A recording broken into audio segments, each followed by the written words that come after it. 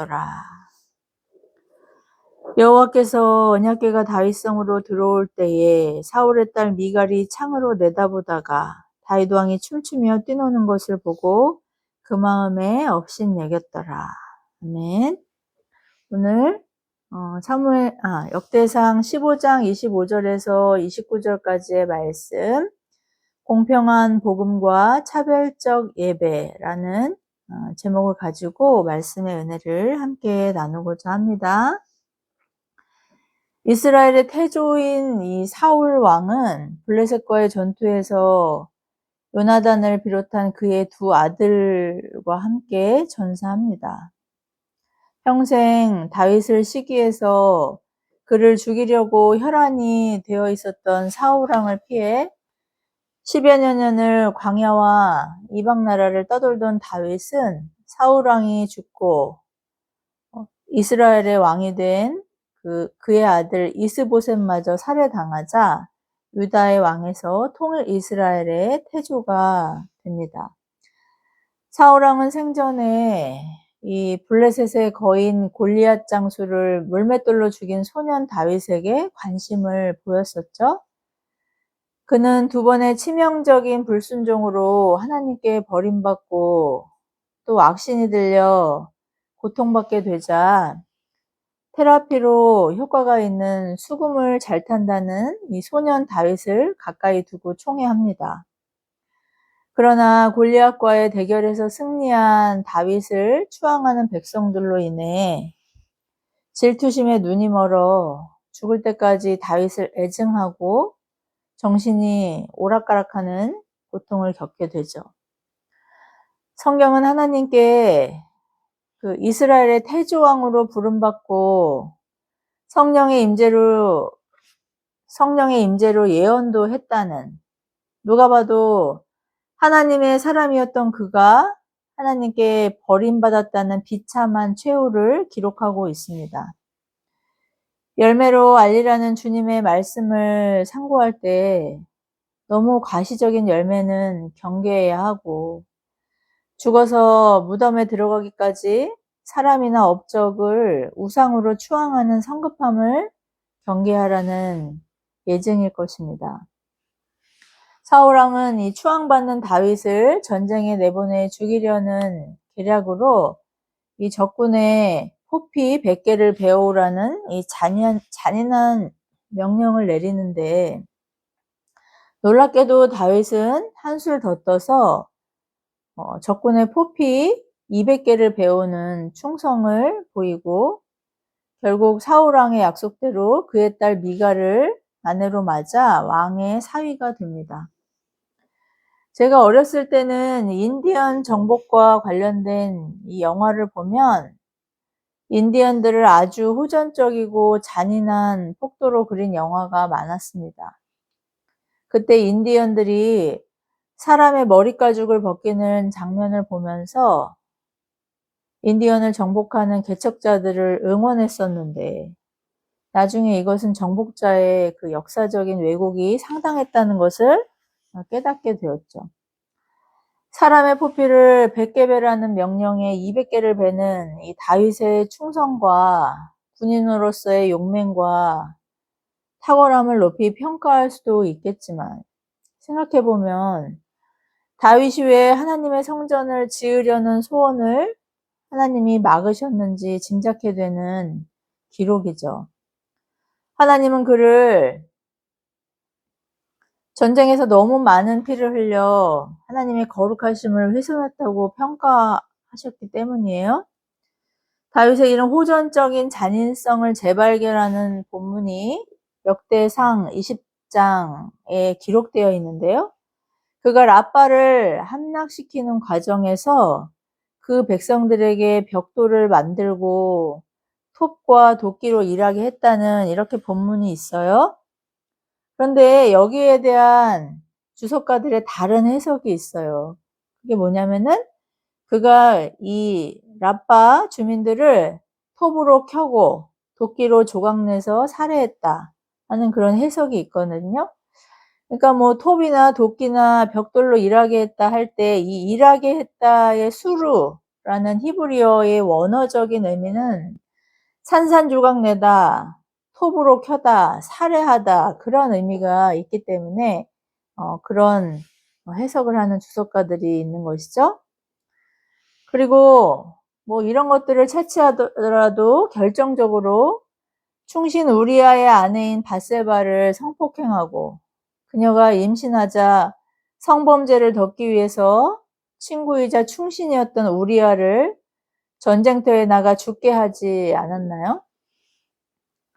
시편 150편 중에 뭐 70편 이상을 썼다고 하는 다윗은 이스라엘의 위대한 지도자이자 탁월한 예술가였지만 그 이면에는 이렇게 부인할 수 없는 추악하고 잔인한 본성을 드러내는 이런 기록들이 있습니다. 결코 가볍게 여길 수 없고 지금 시대로 치면 막장 가정의 막장 스토리의 주인공인 것이죠. 그의 딸 디나가 이복 오빠 암논에 의해 강간당한 사건도 아버지로서 침묵했잖아요. 그리고 해결을 위한 어떠한 행동도 하지 않고 회피했다는 것을 성경은 고발하고 있습니다. 디나의 오빠 압살롬이 그 디나를 강간했던 형 암논을 죽이고 달아났다가 돌아왔을 때조차 위선적으로 대하면서 그가 바람직한 아버지이자 정의로운 왕의 모델이 아니었다는 것은 결국 아들 압살롬이 반란을 일으키는 것으로 폭로되죠. 압살롬에게 쫓겨 비참한 유배의 여정을 떠날 때 하나님께 심판받은 이 사울 가문의 사람인 시므이가 다윗을 개라고 멸시하고 조롱할 때 그를 하나님의 이름으로 용서하는 기사가 있어요. 이렇게 하나님 앞에서 겸비한 선한 왕인 다윗과 가정에서 무능한 아버지 다윗과 여성 편력을 아들 솔로몬에게까지 대물림하는 이 쾌락주의자 다윗, 그리고 하나님을 전심으로 사랑하고 그 하나님 앞에서 진정한 예배자로 살기를 소원했던 시인 다윗 중 여러분은 어떤 다윗을 기억하고 계신가요? 오늘 말씀은 해리성 인격장애라고 하는 이 다중인격의 소유자인 남편 다윗 왕이 하나님의 궤를 다윗성으로 옮기면서 춤추며 예배하는 모습을 사울 왕의 딸인 미갈이 조롱하는 장면을 기록하고 있습니다. 이 본문은 다윗 왕이 하나님께 감격으로 드리는 예배에 초점이 맞춰져 있어서 우리도 세상의 조롱과 비난에도 굴하지 말고 하나님을 바르게 예배하자는 도전을 주는 본문으로 많이 설교되곤 하죠. 미갈이 영적으로 무지했다는 것은 부인할 수 없지만 한편으로는 남편의 신뢰할 수 없는 이 다중인격을 가까이에서 지켜본 아내로서 남편의 예배가 지독한 위선으로 비춰져서 조롱한 것은 아닐까 생각해 보게 됩니다. 이처럼 하나님 앞에 또 세상에 다중인격 장애를 겪는 것 같아서 신뢰를 줄 수 없다고 평가되는 이 위선적인 성도와 교회의 모습이지만 이런 무능한 죄인을 주권적으로 사랑하시고 도우시고 차별적으로 부르신 하나님의 이해할 수 없는 사랑과 은혜의 감격을 회복하고 온전한 예배자로 빚어져가는 인내와 연단의 시간을 넉넉히 감당하는 저와 여러분 되기를 예수님의 이름으로 축복합니다. 다윗은 오랜 시간 이 연단의 세월을 보낸 후 마침내 하나님께서 사울 왕에게서 다윗 왕에게로 왕위를 넘겨주시자 통일 이스라엘의 태조가 됩니다. 그는 비천한 목동이었을 때도 그리고 왕이 된 이후에도 하나님을 전심으로 사랑한 예배자였어요. 아버지와 형들에게조차 멸시를 당하던 자신을 왕으로 세우시고 궁전에서 살면서 존영을 얻게 하신 하나님을 마음과 삶의 중심에 모시고 살아간 지도자였습니다. 그는 하나님의 은혜로 통일 이스라엘의 왕이 되자 엘리 제사장 때 블레셋에 빼앗겼다가 변방에 있던 아비나답의 집에 유폐된 언약궤를 다윗성으로 옮기는 계획을 세웠죠. 이 과정에서 수레에 실었던 언약궤가 떨어지려고 했는데 수레를 몰던 우사가 언약궤를 잡으려고 해요. 그러자 하나님은 그를 치셨다고, 다윗은 그를 찢으셨다고 그렇게 본문이 포함된 15장은 기록하고 있습니다. 이 동일한 내용이 사무엘하 6장에 기록되어 있는데요. 그때 다윗은 두려워하면서 이 언약궤를 다윗성으로 옮기지 못하고 블레셋 출신 가드 사람 오벳에돔의 집에 석 달간 두게 됩니다. 그런데 하나님이 이 이방인, 가드가 블레셋의 땅이었잖아요. 이 이방인 출신인 오벳에돔의 집에까지 복을 주셨다고 성경은 그렇게 기록하고 있죠. 말씀을 신실하게 섬기는 자에게 복 주시겠다고 약속하신 하나님의 그 말씀의 성취인 것이죠. 출애굽기와 민수기의 언약궤를 옮기는 방법에 대해 자세히 기술되어 있어서 율법을 주야로 묵상한 다윗이 몰랐을 리가 없었지만 다윗은 자신의 소견에 옳은 대로 궤를 옮기려다가 에멘 우사만 죽게 되는 이 사달을 벌이게 된 것이죠. 맹목적인 열정만으로 하나님을 기쁘시게 할 수 없다는 것을 깨닫는 반면교사의 내용입니다.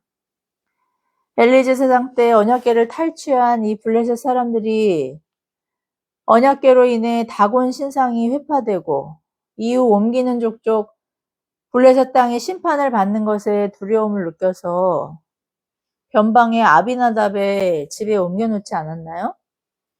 그때 이교도들이 언약궤를 옮긴 방식이 바로 수레에 싣는 것이었어요. 율법을 모르는 이교도들이었기 때문에 자기 소견에 옳은 대로 말씀을 대한 것인데 또 하나님의 임재를 상징하는 그 언약궤를 그렇게 자기들의 우상을 숭배하는 방식대로 옮긴 것이었는데 오늘 다윗이 바로 그런 이교도들처럼 하나님의 임재를 상징하는 언약궤를 섬긴 것이 사달의 원인이었습니다.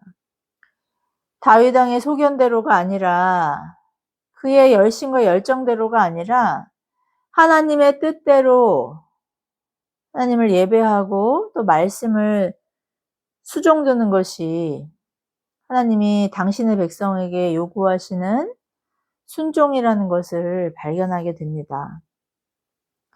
사실 바세바 사건이 다윗의 치명적인 불순종으로 거론되지만 성경의 역사적인 기록을 보면 다윗 왕은 하나님을 죽도록 사랑한 사람이라고 하기에는 석연찮은 구석이 많은 사람이었어요. K-팝의 이 만들어진 스타처럼 다윗 왕도 하나님의 기획으로 만들어진 왕이자 예배자였다는 의혹이 들 만한 대형 사고가 한두 번이 아니었죠. 그가 하나님의 마음에 합한 자라는 평가도 하나님의 주권적인 인정이지 객관적으로 그 허물을 들추자고 하면은 그는 하나님의 마음에 합하지 않은 대형 사고를 한두 번이 아니라 여러 번 치지 않았나요? 역대상 21장에서는 다윗이 사단의 충동으로 인구 구조를 하겠다고 하는 것을 충신 요압이 말리는데도 끝까지 우기다가 결국은 하나님이 선택하라고 하신 그 심판 중에 3일 동안 백성들이 전염병으로 죽는 벌을 택해서 그렇게 하나님 앞에 엎드러져 회개하는 사건이 기록되어 있죠. 여성 편력의 무능한 가장에 충신을 음모로 죽인 배신자에 피해 굶주린 군인에 하나님이 왕이 아니라 자신이 왕임을 증명하려고 인구조사를 했던 그를 우리는 시편 8편과 23편의 시와 함께 많은 주옥 같은 시편의 기록을 통해 참으로 아름답고 순전한 하나님의 사람이자 목자이신 하나님을 사랑하는 양이자 이스라엘의 위대한 왕으로 기억하게 되는데, 사실 이것은 그의 탁월함이라기보다는 그를 왕으로, 스타로 만드신 기획자 하나님의 작품이라는 것을 깨닫게 됩니다. 다윗은 결코 날 때부터 위대한 왕이 될 제목이 아니었어요. 그가 그렇게 괜찮은 사람이었다면 그의 아버지 이새가 왜 그를 그렇게 무시하고 형들은 전장에 심부름 나온 그를 그렇게 경멸하고 비난했겠습니까? 시편 27편 10절에 내 부모는 나를 버렸으나 하나님은 나를 영접하시리니라는 이런 서글픈 고백을 통해서도 뼛속 깊은 상처와 소외의 기억이 평생의 그를 따라다니는 트라우마였던 것이죠. 그가 떡잎부터 남달랐던 사람이 아니었다는 것을 그의 어린 시절의 이력으로 우리는 판단할 수 있는 겁니다. 그가 사람들의 관심을 끌기 시작하고 스타로 등장한 것은 골리앗 장군과의 대결에서 골리앗을 죽인 때부터인데, 사실 그때도 칼과 단창이 아닌 곰이나 사자를 죽이는 물맷돌로 대결을 해서 골리앗이 자기를 개로 아냐면서 비웃지 않았나요? 하나님은 그가 밧세바를 성폭행하고 남편 우리아를 죽이자 나단 선지자를 통해 그의 정체성을 폭로하십니다. 양이나 치던 무시당하던 그런 비천한 목동이었는데 하나님의 양들을 돌보는 왕으로 그를 택하시고 세우신 것은 전적인 하나님의 택하심과 부르심 때문이었다고 고발하시죠. 다윗이 용모가 빼어나고 예술인으로서 탁월한 영감의 소유자였다는 것은 부인할 수 없는 그의 은사이지만, 여러분, 그런 은사가 있다고 모두가 유명해지는 것은 아닙니다. 오디션 프로 한번 보세요. 달인 프로 한번 보세요. 와, 저런 사람이 세상에 있었네? 저런 사람이 어떻게 안 떴지? 이렇게 생각할 만한 실력을 갖추고도 그런 무림의 고수 같은 사람들이 이름 없이 빚도 없이 은둔형 고수로 살아가는 것을 보아도 모두가 다 실력을 인정받고 추앙받는 것이 아니라는 것을 우리는 그런 치열한 경쟁 사회에서 매 순간 발견하게 되지 않나요? 하나님은 다윗을 주권적으로 택하셔서 이스라엘의 왕으로 세우셨고 그에게 주신 은사를 통해 사명을 감당할 수 있도록 차별적으로 도우셨다는 것을 우리는 역사적인 기록을 통해서 깨닫게 됩니다. 성경이 왜 이처럼 위대한 왕의 굴욕적인 흑역사를 기록했을까요? 그가 대단한 사람이 아니라는 것. 그는 그냥 하나님의 주권적인 은혜의 수혜자이고, 그런 은혜는 하나님의 주권을 드러내는 수단이라는 것을 가르쳐 주시기 위함이었습니다.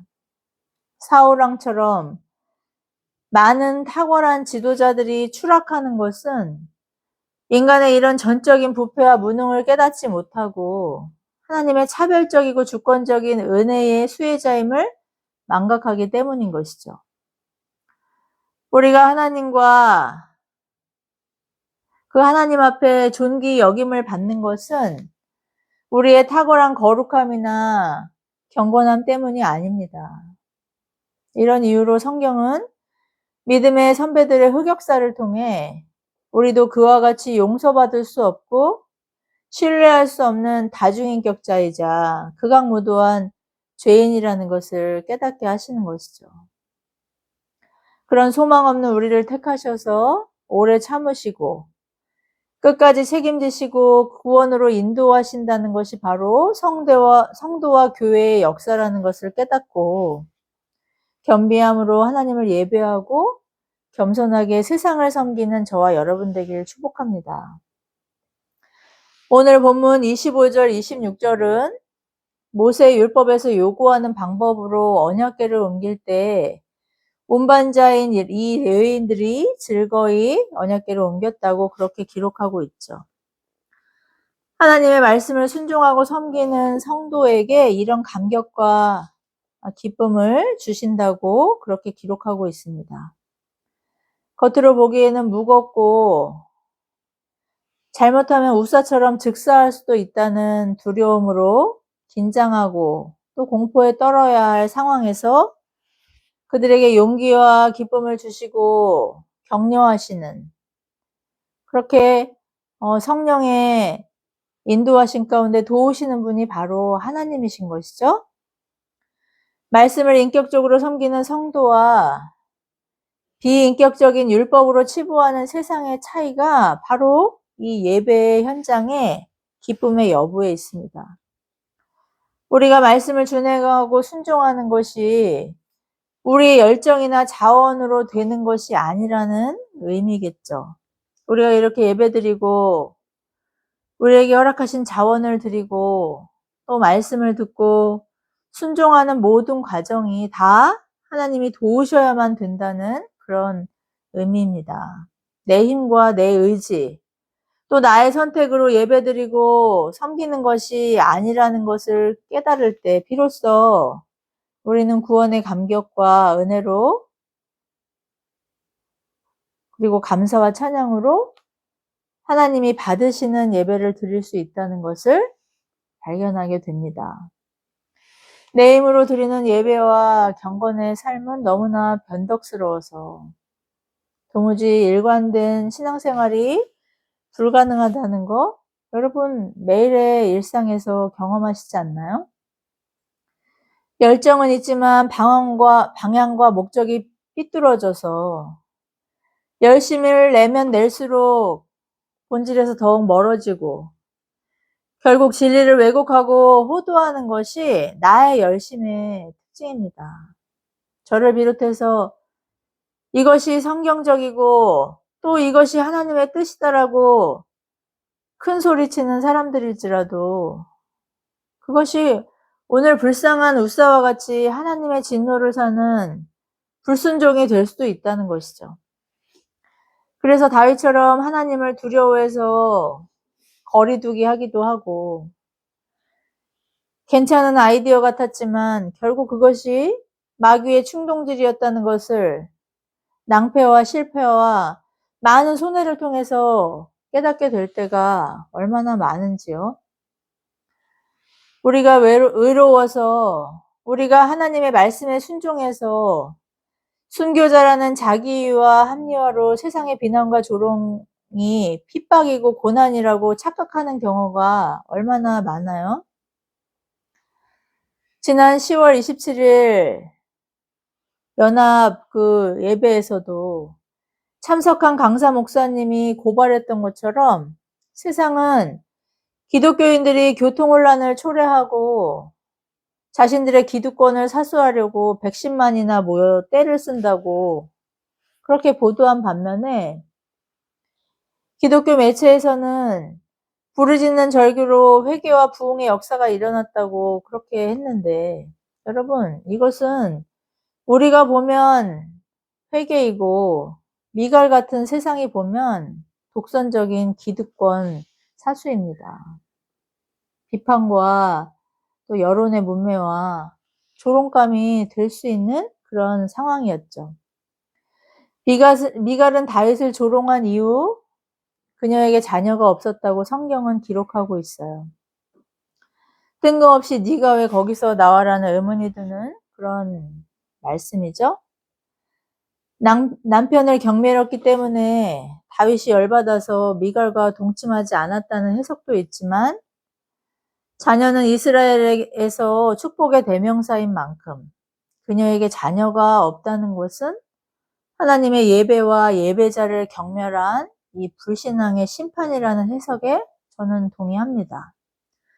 또 하나님께서 사울 왕조를 폐하시고 장차 예수 그리스도께서 오시는 계보로서의 이 다윗 왕조를 인정하시는 이 승인의 표징이라는 것도 저는 동의할 수 있어요.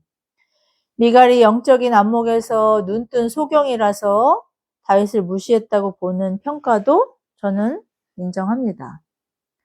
여기에 하나 더 하자면 다윗이 남편으로서는 또 가장으로서는 그럴 만한 사람이었기 때문에 그런 무시를 당했다는데도 저는 동의할 수 있습니다.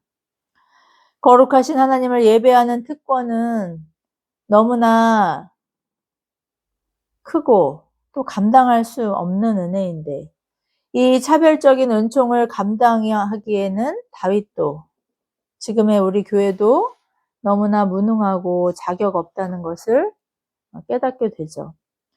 성경은 하나님의 주권적인 은혜가 아니었다면 하나님의 이 차별적인 택하심과 또 참으심이라는 구원의 예정이 아니었다면 누구도 하나님 앞에 의를 자랑할 수 없고 공로로 구원받을 수 없다는 것을 지속적으로 우리에게 경고하고 있기 때문이에요.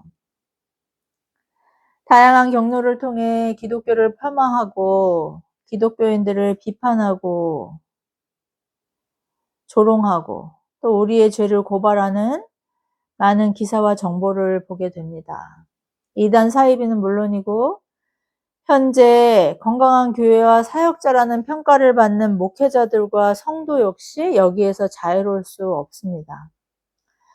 세상은 원래 그렇다고 해도 형제 자매라고 하는 성도들끼리 서로를 비난하고 조롱하죠. 그러나 우리 중 누구도 하나님의 이 진리 앞에 서면 하나님의 말씀 앞에 서면 이런 조롱과 멸시에서 자유로울 수 없어요.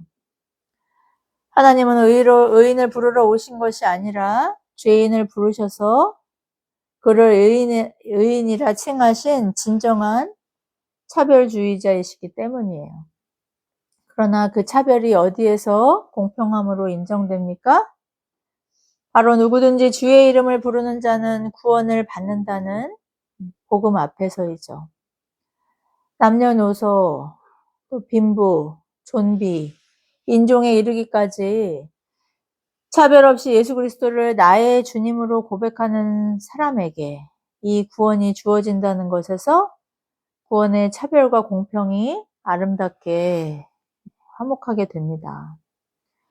세상의 조롱과 비난이 잘못됐다고 또 너희가 틀렸다고 당당하게 외칠 수 없는 이 이해할 수 없는 차별의 수혜자인 성도와 교회는 이미 임했으나 아직 완성되지 않은 하나님 나라를 향해 나아가는 경주자이자 순례자입니다. 여전히 의인이라 칭함받기에 턱없이 부족하지만 그럼에도 주눅들지 않고 담대하게 주님의 도우심 안에서 십자가 대속의 공로와 부활의 생명을 의지하며 이 순례의 경주를 끝까지 완주하는 것이 성도와 교회에게 명하신 증인의 사명이라는 것을 기억할 수 있길 바랍니다. 공동체와 세상 앞에 부끄러움이 없는 예배자와 증인으로 지금도 우리를 그리스도의 장성한 분량으로 빚어가시는 이 하나님의 도우심을 의지하고 담대하게 찬양하면서 경배의 자리에서 하나님 만나는 저와 여러분 되기를 예수 그리스도의 이름으로 축복합니다. 기도하시겠습니다. 자비로우신 하나님 아버지 은혜를 감사합니다. 오늘 말씀을 통해 하나님 앞에 참으로 악하고 약한 죄인임에도 불구하고 조롱과 멸시를 받기에 합당한 소망 없는 인생들임에도 불구하고 우리를 그 감당할 수 없는 차별적인 선택과 은혜로 부르셔서 이렇게 하나님의 이름을 부르며 말씀을 섬기는 예배자로 살아가게 하신 은혜 감사와 찬양을 드립니다. 하나님, 이 시간을 통하여 우리 안에 굳어지고 또 날카로워진 이 세상을 향한 비판과 정죄와 모난 그런 심령들을 소멸하여 주시고 우리를 새롭게 하시고 부드럽게 하시고 또 어린아이와 같은 그런 순전한 새로움으로 말씀을 사랑하고 말씀을 순종하는 것 안에서 참된 기쁨과 만족을 누리며 살아갈 수 있도록 우리를 주장하시고 다스려 주시기를 간절히 사모합니다. 모든 말씀 보배롭고 존귀하신 예수님의 이름으로 간절히 기도드리옵나이다. 아멘.